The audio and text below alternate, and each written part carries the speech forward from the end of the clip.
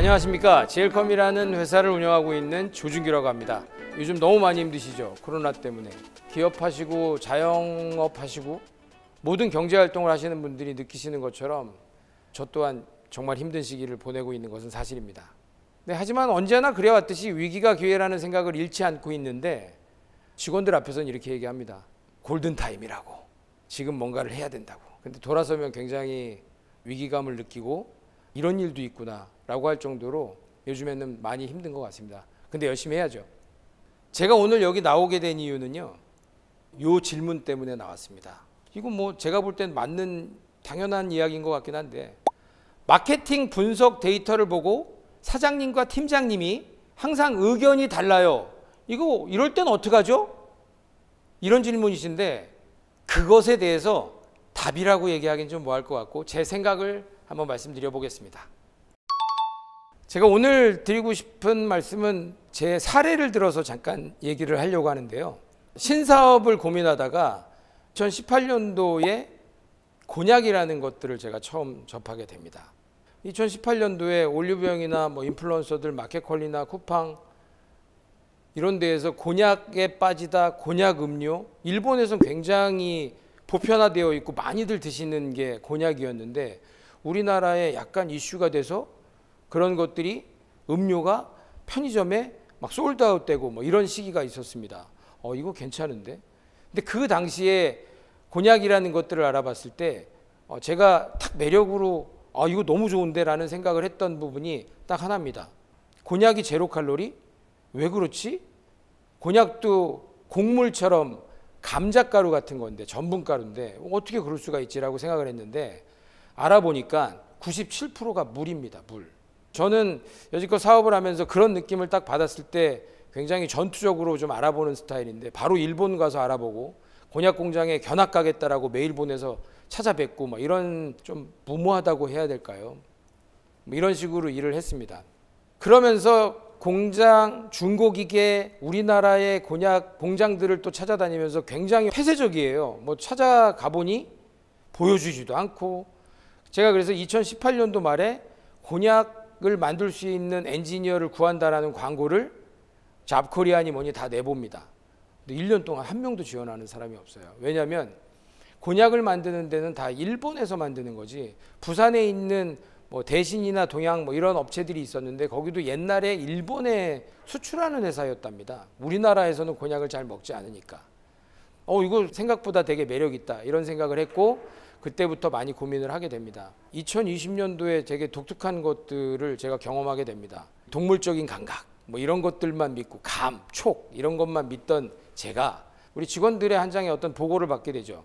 분석한 어떤 DPI 지수나 뭐 이런 것들을 보면 버즈 마케팅, 사실 전 잘 그런 거 잘 모르거든요.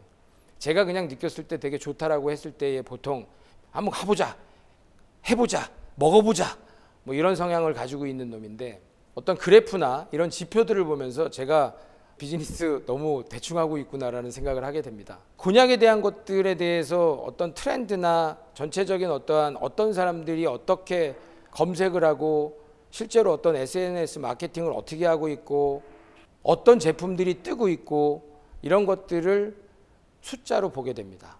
그러면서 제가 좀 느끼죠. 이게 굉장히 다른 건데 이게 내가 너무 오만한 거였다 뭐 이런 생각을 하게 됩니다. 구독, 좋아요, 알림 설정 잊지 말고 해주세요. 그래서요, 요즘에는 최근에 분석한 자료들 가지고 노는 거 되게 좋아하는데요. 사실 그걸 보면서 제가 느끼는 게 좀 많이 있죠. 제가 몰랐던 것들도 많이 알게 되고, 또 회의하는 게 즐겁다고 해야 되나요?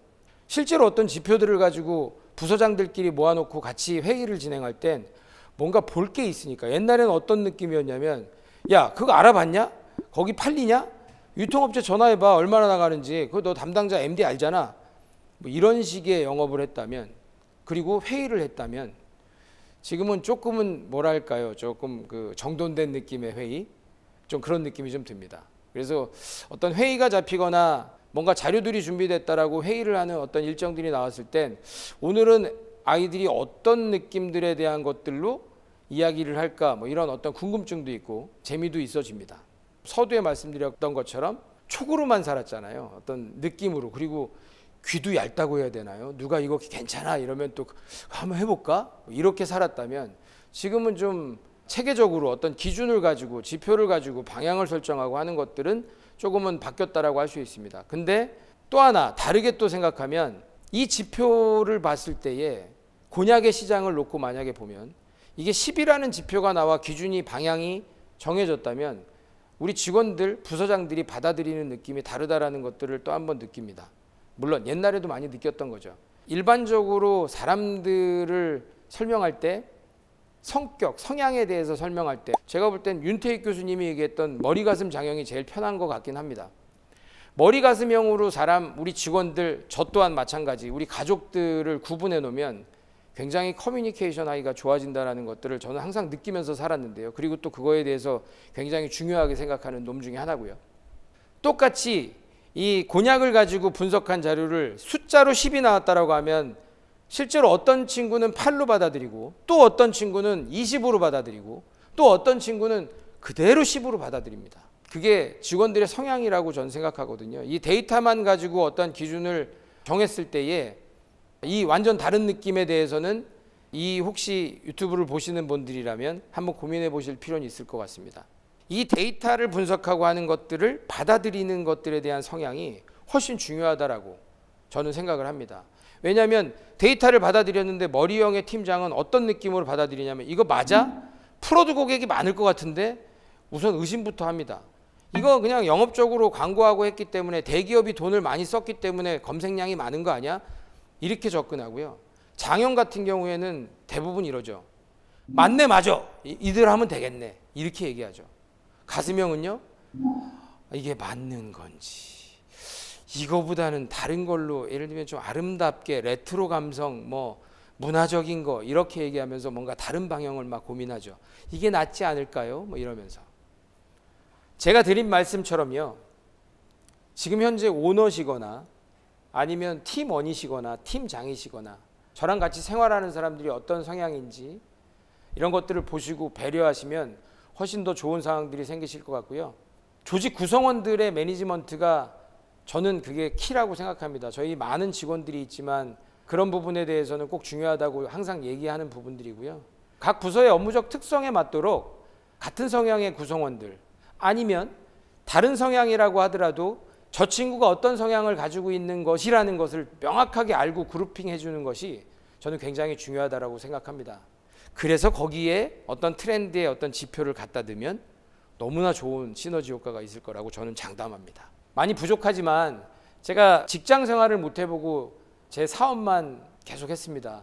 물론 직장 생활의 어떤 그 비애랄까 뭐 이런 것들을 잘 모르지만 알려고는 노력하지만 잘 모릅니다. 근데 실제로 어떠한 그 안에 조직원들 그룹핑하고 팀원들과 어떤 경영진들과 어떤 커뮤니케이션 하는 것들에 대한 스킬은 제가 볼 땐 상대의 성향을 알면 되게 좋을 것 같다라는 생각을 오늘도 내일도 1년 뒤에도 저는 계속 할 것 같습니다. 정말 중요하거든요.